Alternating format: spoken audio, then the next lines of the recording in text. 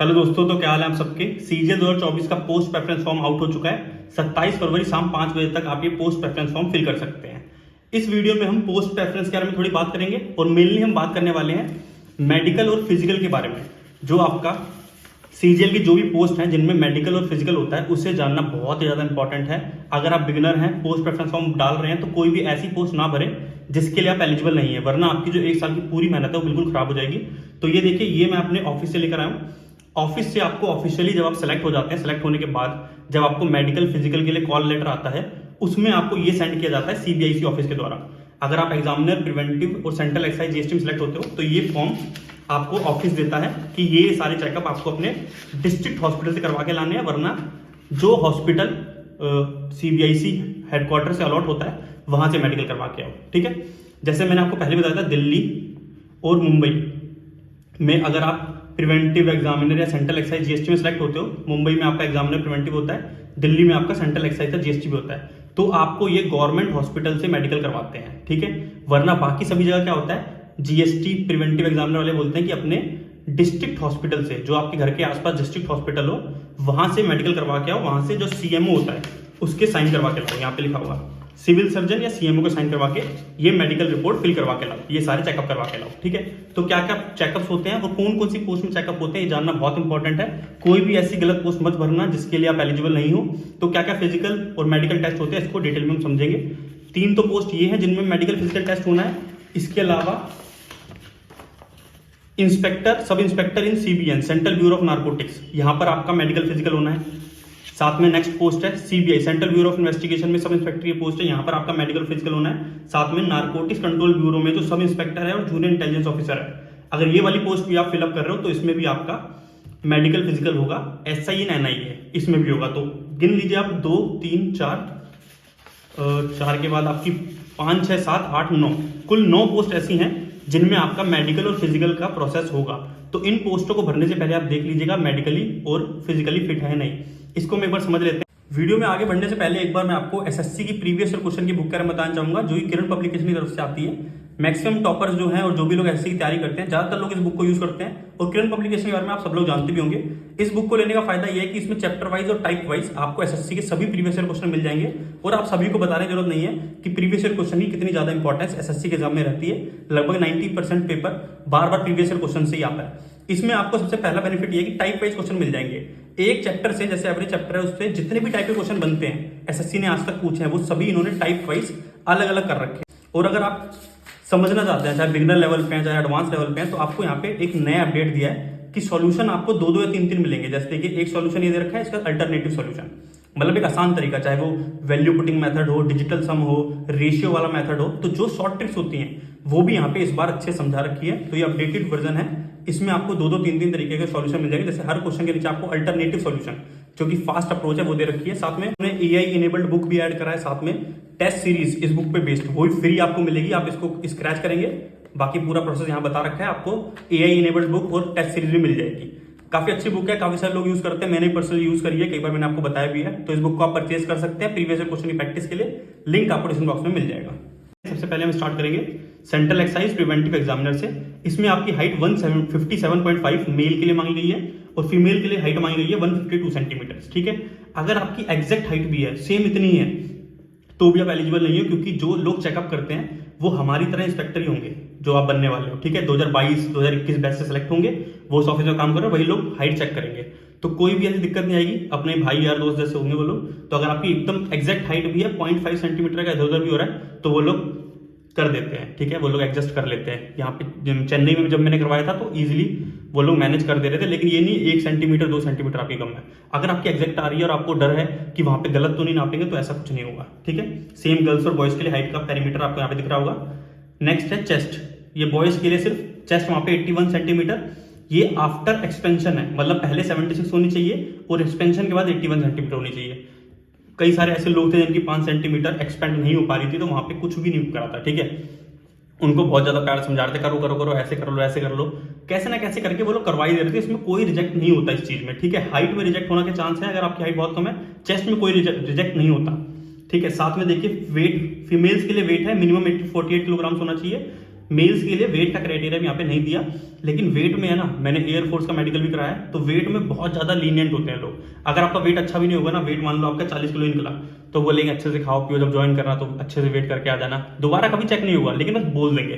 तो वेट को सोचकर अगर पोस्ट नहीं भर रहे हो तो कोई दिक्कत नहीं है, वेट वहाँ पे बिल्कुल मैनेजेबल है। वॉकिंग 1600 मीटर 15 मिनट में, बहुत ईजी तरीका है, बहुत आसानी से हो जाता है, पूरा 1600 मीटर चलवाते भी नहीं है, ठीक है। सेकंड साइकिलिंग कभी भी, इस बार हम लोगों को करवाया था तो लगभग 2 किलोमीटर साइकिलिंग करवा दी थी बस।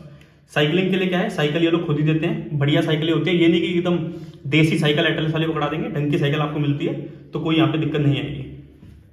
यहाँ पे लिखा हो cycling is not applicable for sub inspector in central bureau of narcotics, ठीक है। इस पोस्ट के लिए साइकिलिंग नहीं होती, उसमें सिर्फ वॉकिंग होती है।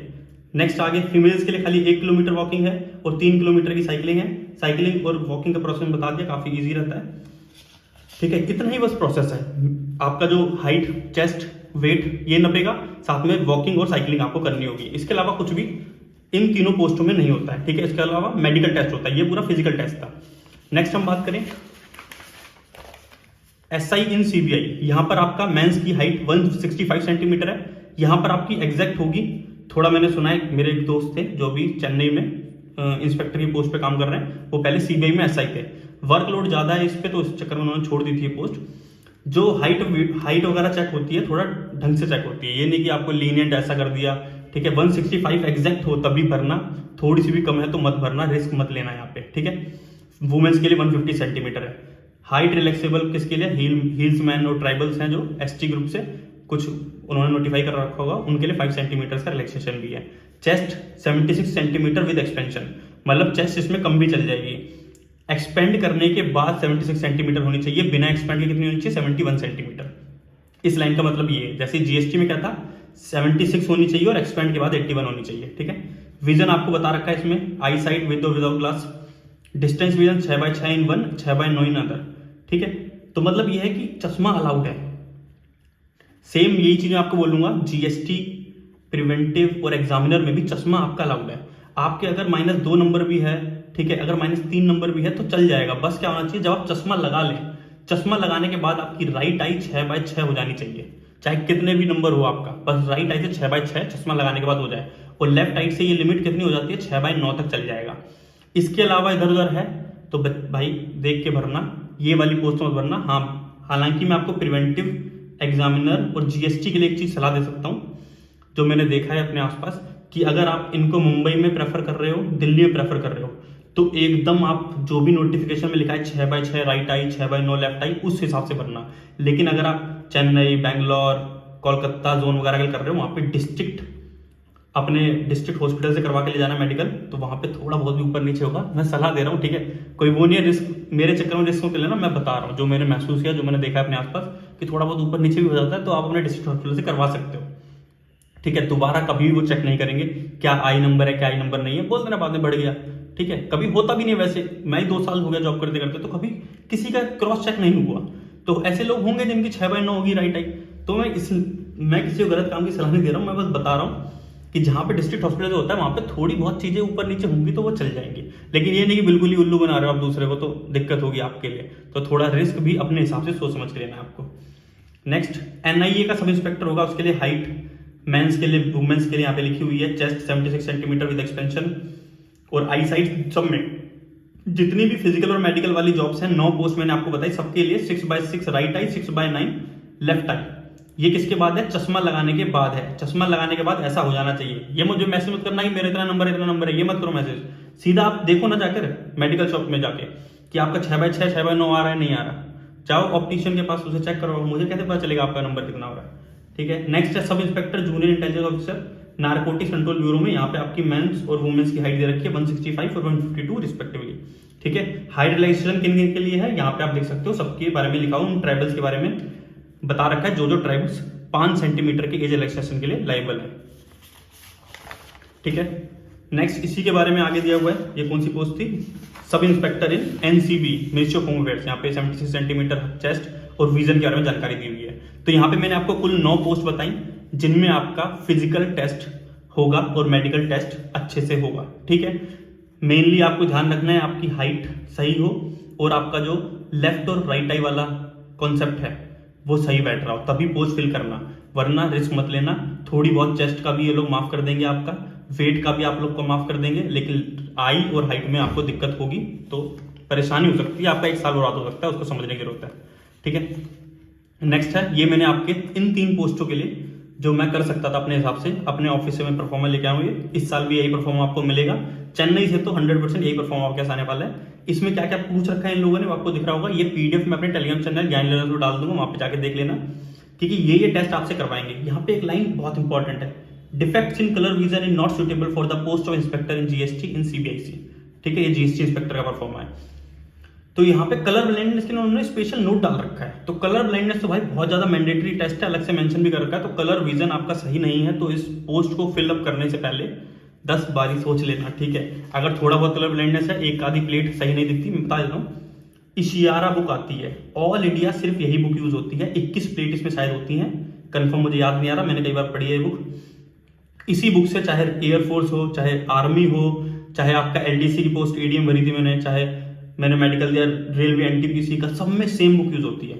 अगर आपको ये बुक मिल जाती है, आप इसको पढ़ के याद कर लो तो भाई काम हो सकता है। ठीक है, इसका हैक क्या है, अगर कोई जानना चाहता तो मैं कर सकता हूँ, बता सकता हूँ उसको हैक, जो मैंने कई सारे लोग देखे हैं इसका भी हैक निकाल लेते हैं। अगर आपको थोड़ी बहुत दिक्कत है तो उस हैक से आप काम चला सकते हैं। इस बुक को पढ़ के आप देख लेना, अगर आप इस बुक को अच्छे से पढ़ पा रहे हैं तो आप कलर ब्लाइंड नहीं है। अगर आप इसको पढ़ने में दिक्कत आ रही है तो आप कलर ब्लाइंड है, तो इन पोस्टों को आप प्रेफर ना करें। कैसे पता चलेगा कौन कौन सी पोस्ट हमारी कलर ब्लाइंड के एलिजिबल है और कौन कौन सी पोस्ट कलर ब्लाइंड कैंडिडेट्स के लिए एलिजिबल नहीं है? उसके लिए देखिए, ये हमने अपने टेलीग्राम चैनल पर डाल रखा है और एसएससी ने आपको प्रोवाइड भी करा रखा है। इसमें फाइनल वैकेंसी है, सीजीएल के थ्रू कितनी कितनी वैकेंसी आई हैं वो बता रखा है। यहीं पे आपको लास्ट में ये मिलेगा, whether suitable for colour blind, yes, मतलब एएसओ सीएसएस में आप कलर ब्लाइंड हैं तो प्रेफर कर सकते हैं। ठीक है, ऐसे यहाँ पे लिखा हुआ है नो। अगर आप नेशनल इंफॉर्मेटिक्स सेंटर में एएसओ बनना चाहते हैं और आप कलर ब्लाइंड हैं तो आप एलिजिबल नहीं है। तो ऐसे पूरे में लिखा हुआ है कौन कौन सी पोस्ट के लिए कलर ब्लाइंड अलाउड है, यस यस लिखा होगा, जिसमें अलाउड नहीं है उसके लिए नो लिखा होगा। यहां से आप चेक कर लीजिएगा। ठीक है, ये कोई बात कलर ब्लाइंड वालों की, तो ध्यान रखना भाई, इशियारा बुक से टेस्ट होगा, 21 प्लेट होती है, आप यूट्यूब वगैरह पे जाके देखेंगे तो आराम से आपको मिल जाएंगी। कौन कौन से टेस्ट होते हैं उसमें सबसे इंपॉर्टेंट कलर ब्लाइंड का टेस्ट है, बाकी हियरिंग वगैरह के टेस्ट होंगे, ग्लाइंड, थायराइड, कंडीशन ऑफ टीथ। ठीक है, उसके अलावा फिजिकल अपीयरेंस, शुगर कितना है आपका, ठीक है, ब्लड प्रेशर चेक होगा, ये सब चेक होता है, हर्ट वर्ट। लेकिन ये मैं बता दूं, बाकी टेस्ट में इतना ज्यादा वो स्ट्रिक्ट नहीं होते।